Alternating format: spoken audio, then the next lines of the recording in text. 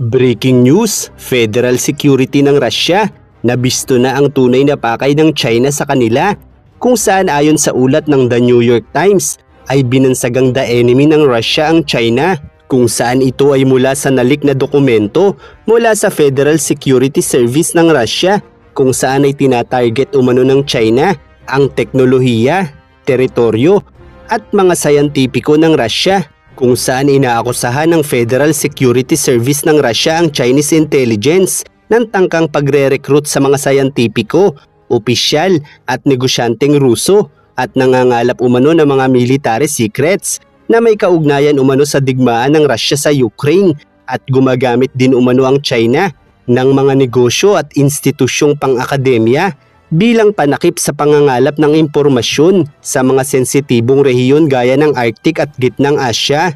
Kaya't sa madaling salita, habang pinagtitibay ni Xi Jinping ang pakikipagmabutihan sa Russia, ay palihim naman itong naghahanda sa isang panahong hindi na nila kakailanganin ng kooperasyon ng Russia, at ang pinakaposibleng dahilan ay ang plano nilang masakop ang mga teritoryo ng Russia na nakuha di umano ng Soviet Union noon mula sa kanila.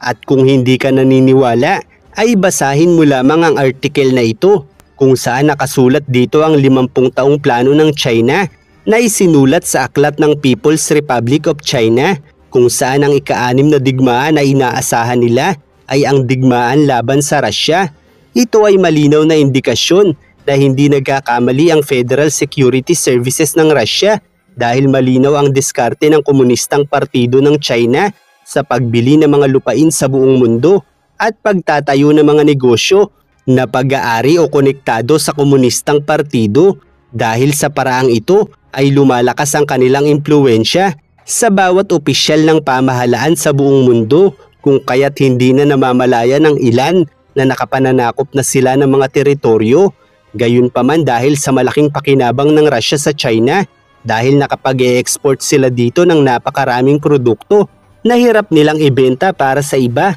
ay hindi na nakapagtataka kung bakit patuloy pa rin si Putin sa pakikisama sa kanila. Subalit sa ilang pagkakataon ay mapapansin ang ekspresyon ng kanilang muka sa bawat isa, ekspresyon ng taong hindi madaling magtiwala, lalo na at may mga anomalyang nananatiling nag-e-exist sa pagitan nila. At ito marahil ang dahilan kung bakit naniniwala si Trump na makukuha at makukuha niya pa rin ang loob ng Russia, dahil silang dalawa ay may parehong interes laban sa China. Subalit dahil nagpapatuloy pa ang digmaan ng Ukraine at Russia, ay malinaw na hindi ganoon kadaling bibitawan ng Russia ang China, at tiyak na mas mag-iingat pa ang China sa paghihinala ng Russia matapos lumabas ang dokumento ng kanilang pag-iespiya. Kaya't maaaring magpatuloy pa ang kooperasyon sa pagitan ng dalawang bansa habang hindi natatapos ang digmaan ng Ukraine sa Russia. Kaya't ganoon na lamang ang panghihinayang ni Donald Trump para sa Russia,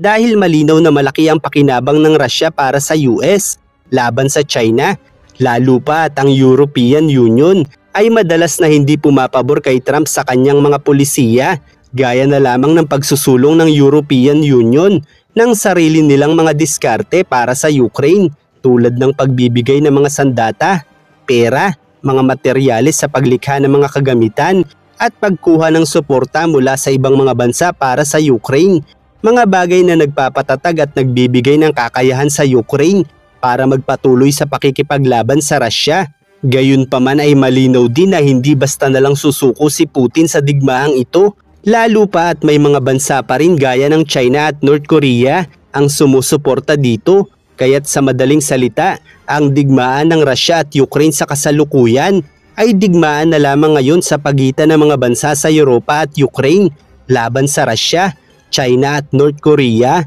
At dahil naman sa America First na pulisiya ni Trump, ay nakikita nito ang Ruso bilang pinakamahalagang kaalyado para sa Amerika, dahil sa pamamagitan ng Russia ay mapahihina ni Trump ang impluwensya ng North Korea at China. At sa paraang ito, hindi man pumabor ang European Union kay Trump, ay hindi ito magiging malaking problema, dahil nga ang China lamang naman ang tunay na kalaban nila. Gayunpaman, ang proseso para tuluyang makuha ng US ang suporta ng Russia ay mangangahulugan naman ng malaking pagkatalo para sa Ukraine. Isang bagay naman na malinaw na nagdudulot ng matinding kritisismo para sa administrasyon ni Trump. Subalit kung mas pipiliin naman ni Trump na suportahan ang European Union at Ukraine laban sa Russia, ay malinaw na kakailanganin ni Trump na magbuhos pa ng mas maraming pondo at sandata para sa Ukraine. Isang bagay na maaaring humantong sa direktang labanan ng US at Russia na bagamat ang US ay malinaw na nakalalamang,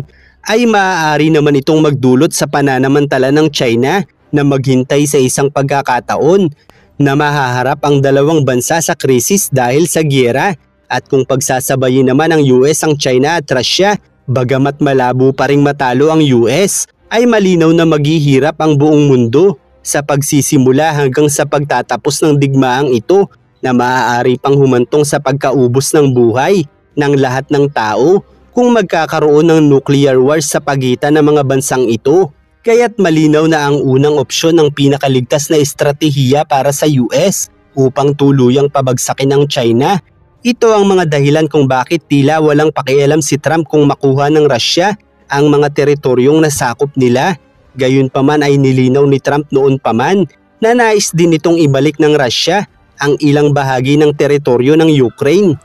Ibig sabihin halimbawa, sa bawat bahagi ng teritoryo gaya ng Zaporizhia ay kinakailangang ibalik ng Russia ang kalahati nito para sa Ukraine. Subalit malinaw ang paninindigan ni Zelensky na wala itong isusukong teritoryo para sa Russia, kaya't nananatiling halos imposibleng matapos ang digmaang ito sa pagitan ng dalawang bansa. Kaya naman ang pagkakasiwalat ng mga dokumento mula sa Russia ay maaaring isa sa mga alternatibong paraan ng US para pag-awayin ng China at Russia, kaya't maaaring mas marami pang lihim na dokumento ang malantad ng US sa publiko dahil ang paghihiwalay lamang ng Russia at China sa ngayon ang isa sa pinaka-epektibong paraan para matapos agad ang bawat digmaan.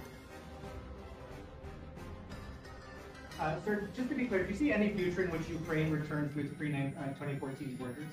Well, I think Pete said today that that's unlikely, right? It certainly would seem to be unlikely. They took a lot of land and they fought for that land and they lost a lot of soldiers. But it would just seem to me, and I'm not making an opinion on it, but I've read a lot on it, and a lot of people think that that's unlikely. Some of it will come back. I think some of it will come back. Yeah, some of that land will come back.